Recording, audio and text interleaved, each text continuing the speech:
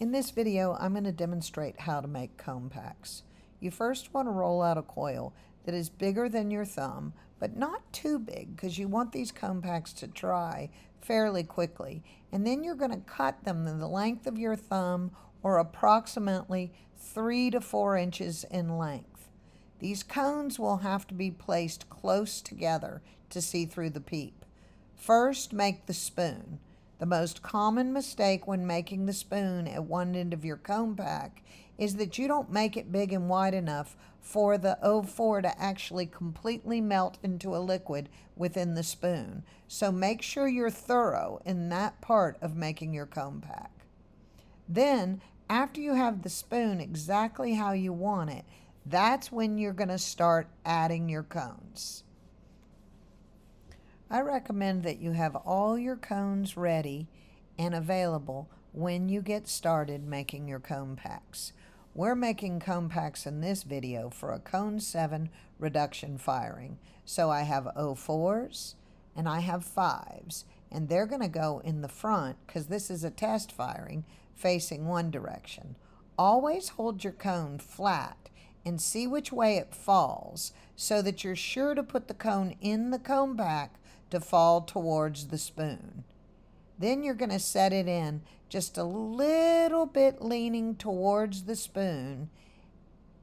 And as you add additional cones, in this case I'm going to add a cone 5, you want it to be very close to the cone in front of it. Remember that peeps are small, so you can't have a lot of distance between the cones. So now with this cone 5, I'm checking which way it's going to fall. I've determined that. Sometimes people will do it based on where the number is on the side of the cone, and I discourage that because manufacturers have them on different sides based on different timestamps of when they make them. So I recommend you always tilt it, set it up straight, and let it tilt and fall towards the spoon. Now you want them lined up very straight towards the spoon and with just a small, slight lean towards the spoon. When cones get hot, they can tip backwards before they go forward, and you want to encourage it in the direction that it needs to go. As long as you always make your cone packs consistent, then this will work for you over and over again. Making cone packs consistently every time will make it very easy for you to determine what is happening inside the kiln. And it's really important that you make unflawed cone packs so that you don't have misinformation or cones lined up incorrectly and now they're not falling properly at proper temperatures. So make the spoon large enough, and then get your cones out and again put them in that flat area and line them up close together with a little lean towards the spoon, but also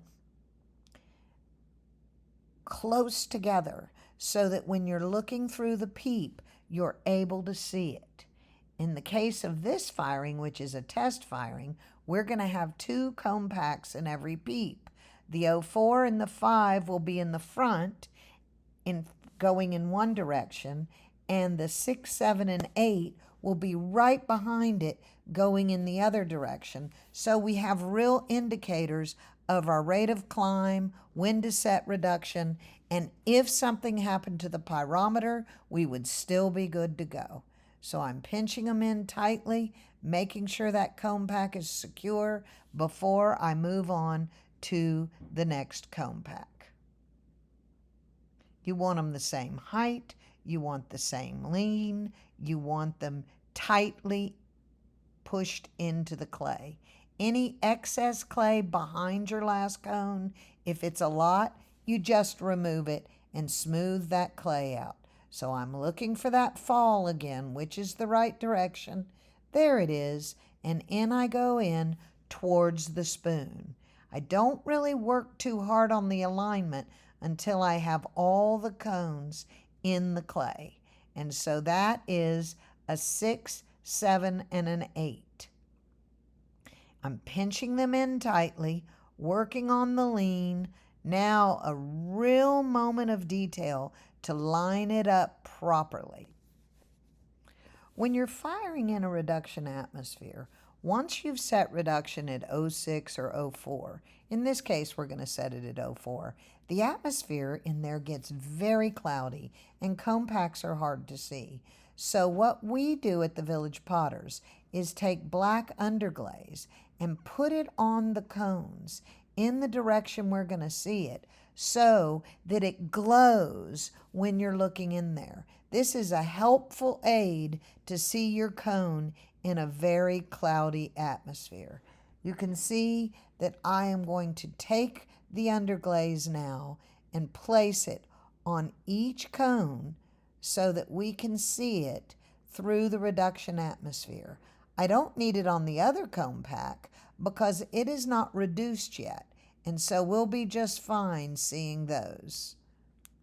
The cone 5 probably could use it with the 04, but I won't do it because it's going to be so close to the peep that I believe we'll be able to see it.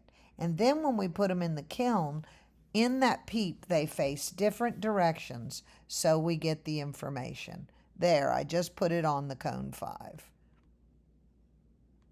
Now, once they're made well, you're going to need cones to go in both the peeps in the front, and you're going to need blind witnesses to go in the back. And I recommend you have 3 of those that will be an 8 and a 9. We've found the back of these gas kilns are hotter, and you want information where you can't see later when you unload. So make some blind witnesses to go in the back of the kiln as well, one on the bottom, one in the middle, and one toward the top.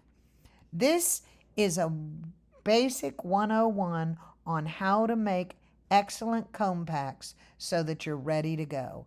I tend to make a whole lot when I sit down to make them and then save them in my studio space, and they're ready to use when I'm ready to load a kiln. This is a great technique for witness cones through the peeps and blind witnesses when you're firing in a gas reduction kiln.